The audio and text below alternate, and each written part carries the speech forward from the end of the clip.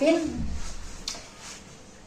كان في واحد اسمه صلاح عمره 32 سنة من محافظة الشرقية، كان بيتقدم للمحاكمة وعشماوي داخل يجيبه عشان يقدمه للمحاكمة ان هو محكوم عليه بالإعدام.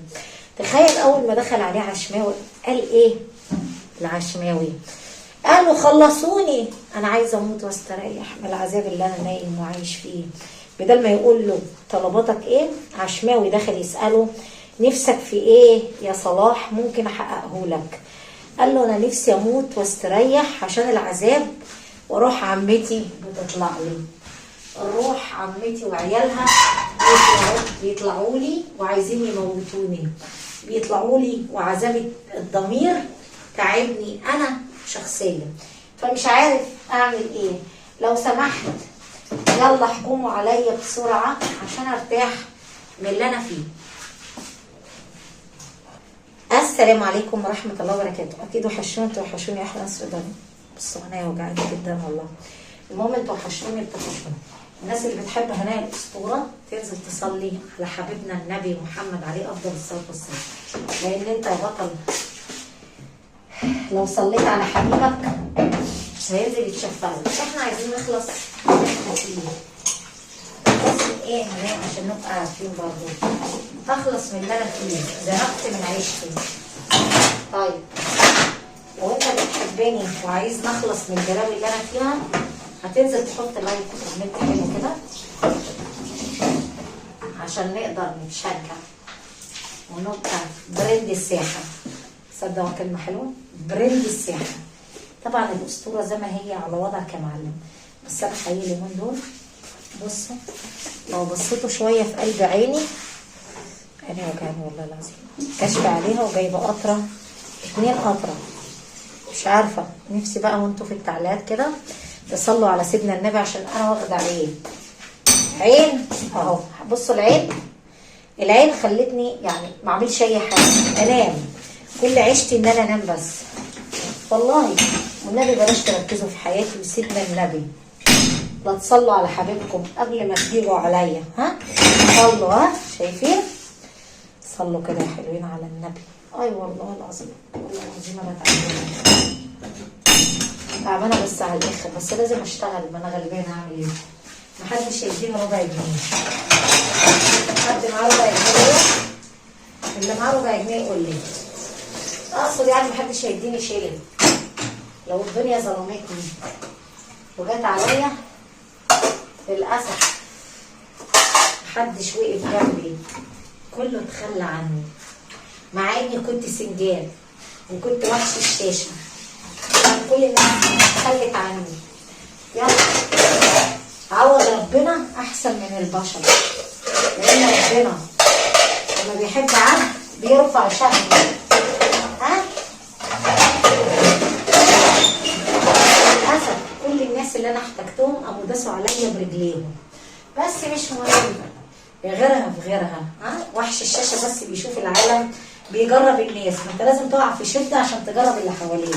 وقعت في مصيبه جرب بقى الناس اللي انت كنت بتقف جنبيهم، لو وقفوا جنبك اعرف ان دول جدعان، لو داسوا عليك وباعوك يبقى دول الناس مش محترمه، احسن لك تمشي وتدوس عليهم. انا بقى كده هنايا الاسطوره بتحب تدوس على الناس، بتجرب الاول الناس المحترمه هناء بتشيلهم على راسها. الناس اللي استقلوا بيا وداسوا عليا وما وقوش جنبي في وقت شدتي يبقى اترحم عليهم وقول الله يرحمك، الله يرحمك يابا، الله يبشبش الطوبه تحت راسك يابا. صدقوا البني ادم الوحيد اللي كنت بعشقه لو حد قال لي انت عايزه فلوس يا هناء، عايزه كام مليون ولا عايزه ابوكي تشوفيه، اقول له ما انا مش عايزه ملايين، انا عايزه اعيش شحاته زي ما انا، بس اديني فرصه اشوف الاب الطيب اللي كان بيحبني. ابويا ده كان صاحبي وحبيبي. لو بتحبوا سيدنا النبي تصلوا على النبي عليه الصلاه والسلام، بس طالبوا منك خدمه واجب، تنزل تترحم على امه محمد. اللهم ارحمنا وارحم اموات محمد وارحم كل اموات محمد. لو عندك اب ميت تترحم عليه، ولو عندك ام ميته ترحم عليها، ترحم على ابويا الغلبان وعلى امه محمد. يلا بقى حطوا لايك عقبال ما ارجع لكم بكومنت حلو احنا نسيبهم. المهم بقى نكمل شهاده. المهم ما تنسانيش، ما تنساش تحط لايك لأسطورة العالم العربي. ها كوبايه حلو كده عشان عايزين نشوف البطل حصل فيها ايه. طبعا رتبت شويه وغسلت الحوض، مش عايزه اطول عليكم الصراحه الفيديو. والله العظيم انا عينيا مش عارف. اللهم صل على سيدنا محمد كده. صلوا كده على حبيبنا عشان حبيبنا كده يتشفق لنا يوم القيامه. بركه الصلاه على النبي تحل علينا. وبلاش الاسلوب اللي مش حلو، وبلاش التعليقات. عايزه اسالك سؤال كده محرج، هتستفاد حاجه؟ قول لي لا يا هناء انا ما بستفادش حاجه يا هرم مصر، غير اني بغلط فيه. كمل قصتي. المهم كان في راجل عنده اتيليه ايه بقى، ونجم مشهور وعسل كده. يعني ايه هناء اتيليه؟ بنفصل على جسمنا الفستان وحاجه كده برندات وحاجه عاليه كده ومشهور على جميع التواصل الاجتماعي. المهم قبل ما نوصل لعشماوي، الراجل ده الناس اكتشفت الساعة 10 مساء بتوقيت مصر عمال يصرخ ويلطم على وشه ويضرب على وشه. هو اسمه عادل. الناس مالك يا استاذ عادل، في حاجة؟ الناس اتلمت لقيت مراته مطعونة كذا طعنة هنا في صدرها، وعنده بنتين، وللأسف واحدة مقتولة مذبوحة في البلكونة وواحدة مذبوحة جنب أمها. تخيل أنت ليه بس كده؟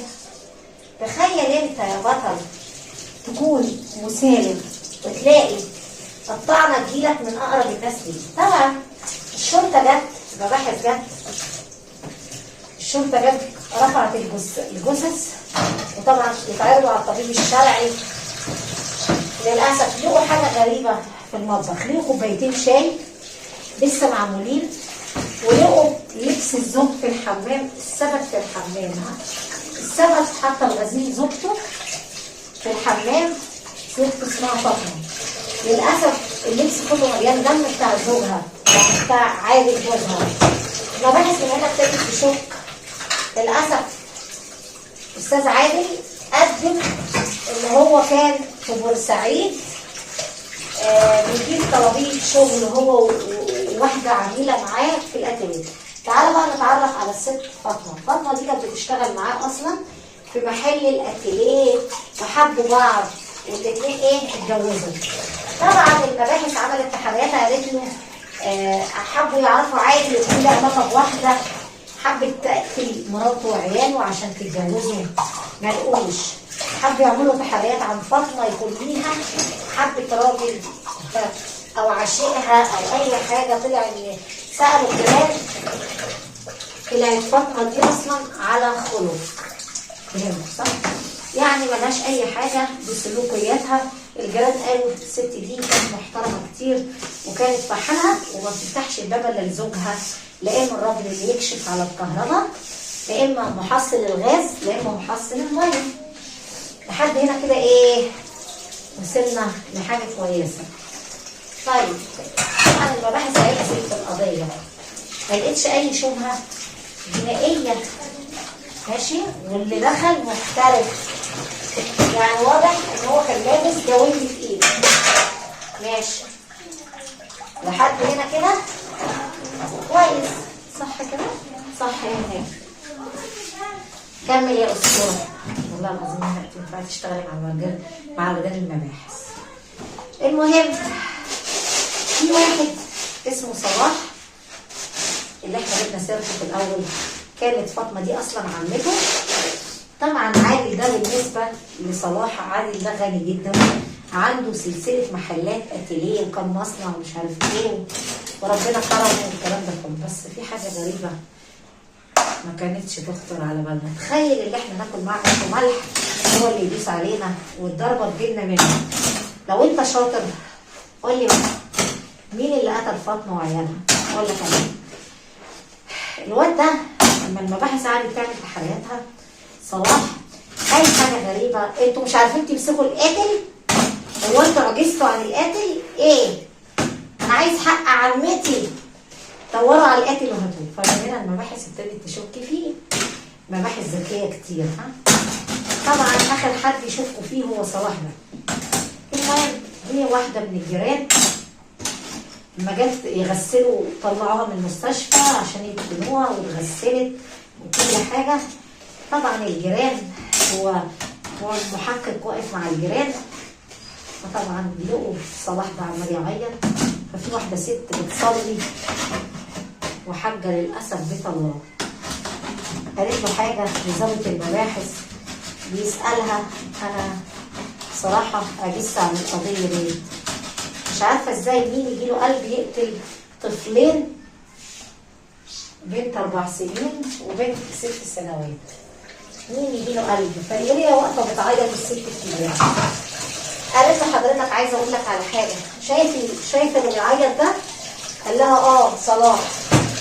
قالت له ده كان بيجي هنا عند عمته، الواد ده مدمن مخدرات وايه وبياخد حبوب والحاجات دي، كان بيجي عند عمته على طول عشان ايه يتبلطج عليها وياخد منها فلوس. لحد كده الكلام حلو صح؟ وكان على طول بيروح هناك. طبعا كده احنا مسكنا اول الخير. لما واحد بقى عمل ايه حلوين، قالت له حاجه واحده بس، قالت له صلاح بص كده واتفاجئ. قال له نعم. قال له عايزين نسالك سؤال، انت عايز المجرم تعرف المجرم اللي قتل عمتك؟ قال لا انا لو اعرفه كنت جبته. قال له ماشي. المهم قال له يا استاذ صلاح سعادتك هتشرفنا في المكتب معانا. طبعا من كرم ربنا في واحد على المقابر واقف على المقابر صاحبه، قال له تعالى انا عايزك يا ولد. قال له انا عايزك. قال له ايه؟ فطبعا رجال مباحث عمالين يتقطوا على المقابر، سمع ان الواد ده راح ماسكه من يقف التيشيرت وعايز يضربه صاحبه. فطبعا جابوا الواد ده بعد ما مشي مين؟ صاحبه. جابوا صاحبه وقالوا له حاجه واحده بس، قالوا له انت ليه كنت بتمسك في صلاح؟ يعني واحد على المقابر ليه تمسك في صلاح وايه علاقتك بيه؟ تخيل قالوا ايه؟ خالد قال لهم الواد ده سافل وقليل الادب ومدمن هيروين وبياخد حبوب، يستلف مني 5000 جنيه مصري. كمل. وبعدين عدى عليا من 3 ايام اداني شنطه فيها ملابس لبس حريمي، متعلقات، حاجات جديده بشنطها ولبس وبيجامات ورواب، وقال لي حاجه لو تعرف تبيع منها، لحد ما قلت له انا لما اضيف على الوصل امانه هرفعه واحبسك بيه لو ما اديتنيش فلوسي. طيب جاب الشنطه مين؟ لظابط المباحث صاحبه. ظابط المباحث جاب الشنطه وجاب استاذ عادل. استاذ عادل صاحب الاتيليه قال الحاجات دي بتاعت مراتي بتاعت فاطمه، انا جايبها لفاطمه، فاطمه كانت بتحب تلبس، انا اجيب لها الحاجات من كل حاجه، حاجتين البيجامات الالباس اللبس يعني والكلام ده كله. المهم الحاجه الغريبه اللي حصلت يا صاحبي ما كانتش تخطر على بالك، فضل يعيط ويبكي عادل، يعيط ويبكي وقال له يعني الحاجات دي جت ازاي؟ خلاص بقى مضمون الرساله، صلاح ادانا لصاحبه. قبضوا على صاحبنا صلاح. تعالى يا حبيبي. جه ايه علاقتك بعمتك؟ قال له علاقتي بعمتي انها كانت بتقف جنبي وتديني الفلوس اللي انا عايزها، وهي اللي مربياني وهي اللي علمتني، هي كل حاجه بعد ابويا وامي منها. طيب الشنطه دي ايه اللي جابها عند صاحبك؟ حكى لهم الخطه. انا متعرف على واحده ست اكبر مني عندها 45 سنه بحبها، فقالت لي ايه عشان تفضل جنبي يا حبيب قلبي يا صلاح انا هجوزك بنت اخويا لازم تخطبها. فانا كان لازم كل يوم اجيب فلوس اسهرهم عشان حبيبتي وعشان خطيبتي، بنسهر احنا الثلاثه مع بعض. الفلوس خلصت، فايه رحت اخبط على عمتي، فتحت لي الباب من العين السحريه، شافت ان انا وبعدين جابت لي حاجه، انا كنت جايب معايا حبوب منومه عشان اقدر احطها لها. للاسف حطيت لها 3، وطبعا دخلت الم كل الحاجه، حسيت ان هي بتتقلب ورحت جايب آلة حامله ورحت طاعنها في صدرها وخبطتها على دماغها. عماله تشاور على عيالها وزعلانه على عيالها وتقول لي ما تاذيهمش ما تاذيهمش، خد كل حاجه وهي بتخلص في الروح. انا بصراحه خفت يقولوا لابوهم ويشهدوا عليا في المباحث، ورحت قاتل اول واحده خانقها، والتانيه واحده داخل الاوضه حطت على وشها المخده، وماتوا الاثنين وامهم قتلتها.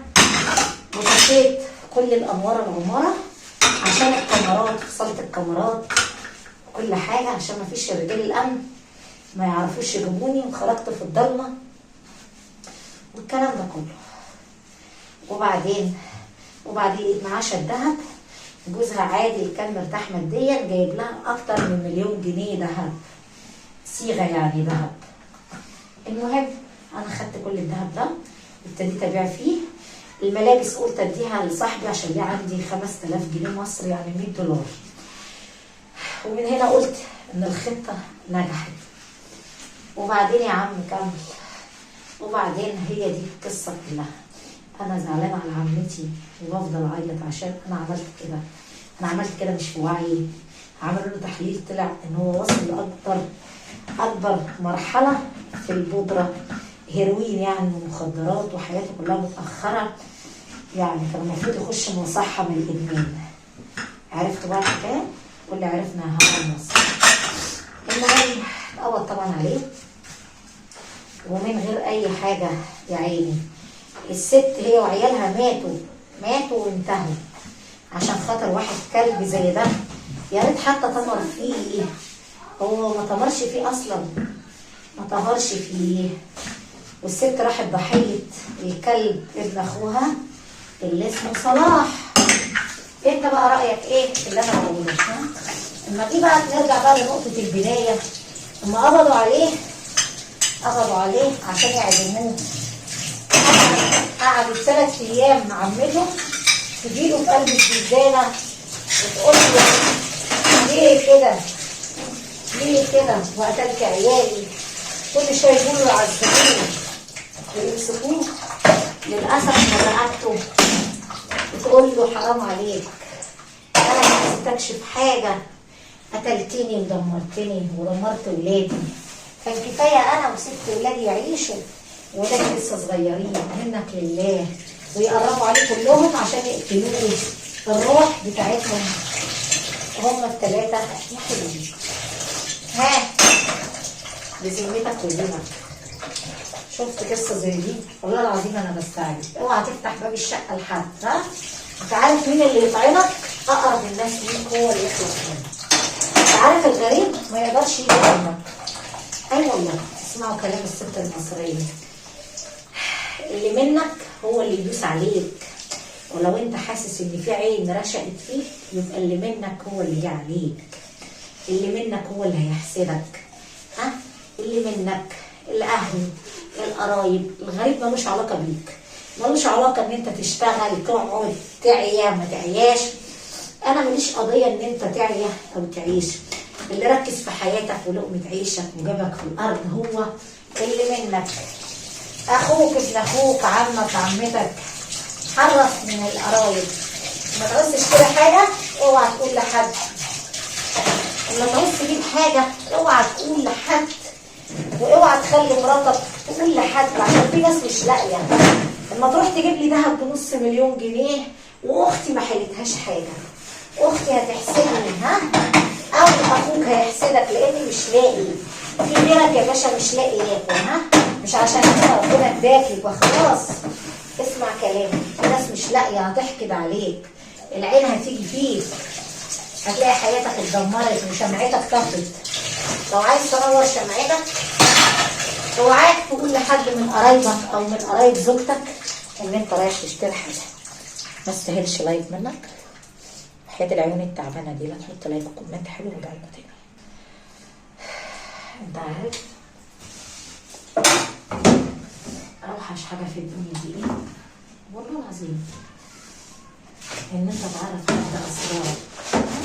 بنصحك نصيحه، طبعا في يوم من الايام لو ربنا رزقك او من عليك من فضله تقول لحد، يا عم ما تقولش لمراتك، ما هو انت مش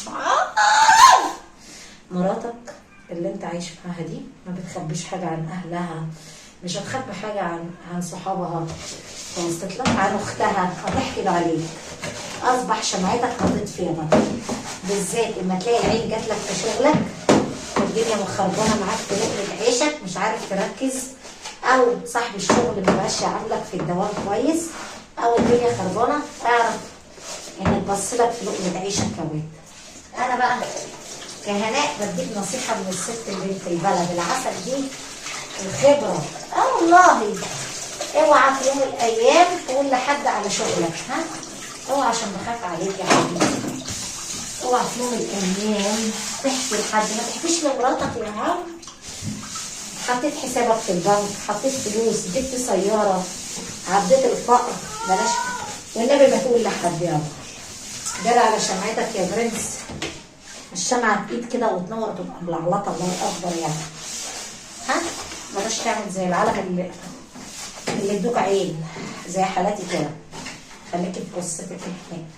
صلاح اتحكم عليه بالإعدام طبعا لحد عشماوي بقى يقول له خلصني وعجلني عشان عمتي، وراح عمتي وعيالها معذبيني. ها؟ عارف ليه؟ لأن هو شايل الذنب. شايل الذنب، عرفت انت كده صح؟ ذنب عمته واللي كانت بتحبه وتراعيه وتتقي الله فيه وكانت بتديله فلوس يتعلم. ها؟ في ناس كده، ها؟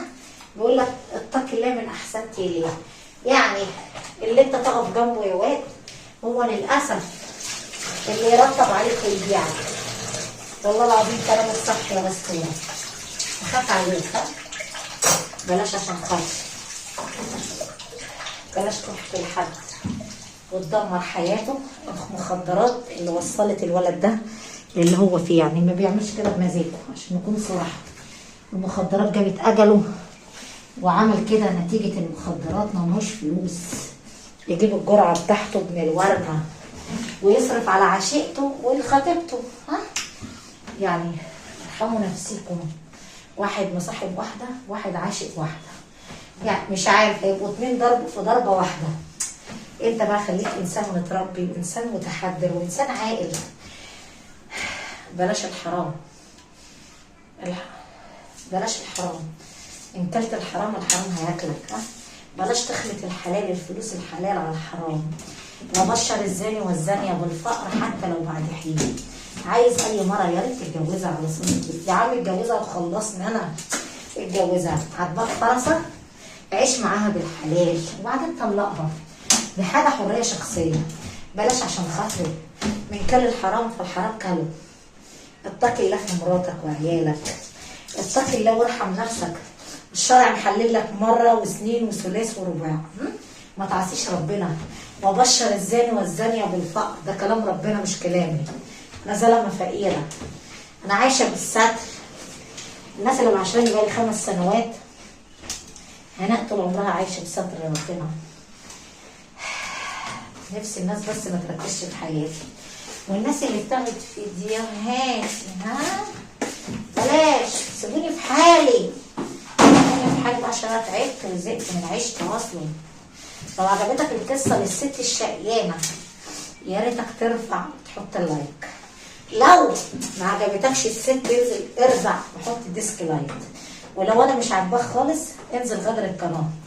لو بتحبني اكتب بحث على اليوتيوب هناء برنسيسة اليوتيوب وحط لايك واشتراك عشان عايزين نفعل القناه دي. قرفت منها، مسحت الفيديوهات كلها القديمه من 3 سنوات، وبعد ما كنا هنفعلها قال لك محتوى بتعالي استخدامه. عمري ما حطيت حاجه هنا وجبتها من هنا للشمال اليمين. والله العظيم انا صادقه وصريحه. الفيديو اللي انا بنزله على البرنسيسه بمسحه، الفيديو اللي ينزل على الاسطوره لازم يتمسح، الفيديو يعني يتمسح من على الاستديو. فهمت؟ فكمان اهو زمانه. الفقر مش عيب، العيب ان احنا نمشي في الحرام ونعصي ربنا. لو عجبك واحده اتجوزها على سنه الله ورسوله. كل الحرام والحرام هياكلك. ها، وبشر الزاني والزانيه، ربنا هيفقرك. لو ربنا مش رازقك اعرف ان انت عصيت ربنا. لو ربنا مش راضي عنك والابواب مقفله اعرف ان انت زنيت او عصيت ربنا وظلمت عبد من عباد الله. ارحم نفسك وارحمني. بلاش كلامك اللي انت بتكتبه لي، عيب عيب. خليك انسان راقي ومتحضر، خليك انسان متربي. الرحمه بتجوز على الحي والميت. ارحموا نفسكوا بقى، عشان اكتر واحده في العالم قرفت من حياتها هو انا. ارحموا نفسكوا، انا ماليش في اي حاجه. ها، عشان ما تهريش. شفاف، اقلعي، البسي، اعملي، يابا انا ماليش في الكلام ده. بص كده، انا عايشه بالفقر وحمد ربنا ان انا فقيره. الفقر مش عيب، العيب ان احنا ناكل الحرام عشان الحرام ياكلنا. وبشر الزاني والزانيه بالفقر. الفلوس مش هتنفعك. الفلوس اللي انت هتخلطها الحرام على الحلال للاسف الحرام هياكل. وبعدين يا واد نكمل. الفلوس اللي انت هتخلطها اللي انت جبتها من عرقك وشقاك خلطتها على ايه؟ على الحرام كله كل بعضه. واللي ياكل الحرام الحرام ياكله. ها، وبشر الزاني والزانيه بالفقر يا بطل. ارحم نفسك عشان ناوي اسيب الدنيا كده وارمي نفسي من فوق. ارحم نفسك وبلاش شفاف وبلاش اقلعي وبلاش. يا ابني انا مهم. يا ابني انت مش في الدماغ اصلا. انا ست متحضره، ست راقيه، ست مش بتفرق معايا الفلوس. انا بجيب الجنيه بالحلال. اهري بقى براحتك. هيتعمل لك حظر ياض ايه؟ حظر تعليق. طب بص بقى، لو عجبتك القصه بتاع صلاح هتحط لايك. ولو انا ذات نفسي ما عجبتكش خلاص فارقني. ولو كنت بتحبني زي اهل السودان واهل فلسطين واهل المغرب، الناس المحترمه، الناس اللي بتحب هناء، هتنزل تحط لايك كده كلامهم اللي انا ما شفتش منه اي اساءه. تحبني من قلبك بلاش تيجي عليا وتظلمني، لان انا ماليش في حاجه حرام. لو سمحت حط لايك، كومنت حلو. احبكم كتير عشان عندي فيديو اعمله في الحمام. احبكم كتير. متنسوش تخشوا على برنسيس اليوتيوب واقف جنبي كده وشجعني، حسسني ان انا بني ادمه. بجد انا كده هبطل اشتغل واروح ادور لي على شغلانه يا راجل. اللي عنده شغلانه ينزل يقول لي كده. مفيش احلى من النظافه. النظافه ايه؟ النظافه حلوه. ها، قومي يا اختي كده تشجعي وانت قاعده تتصنطي عليا وانت اللي بتسرق فيديوهاتي. ممكن تشغل مراتك تعمل لك شويه فيديوهات من العلاطين. وارحم نفسك كده. ها، عشان ربنا يرحمك في الدنيا وفي الاخره. ودي ايه؟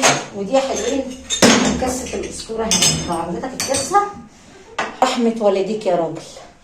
لو عجبتك القصه من الست بنت البلد العسل المصريه الفقيره هتحط بس لايك وتكبر بخاطري. بقول لك جبر الخواطر على الله، ومن جبر بخاطر عبد فربنا رفع شأنه وجبر بخاطر.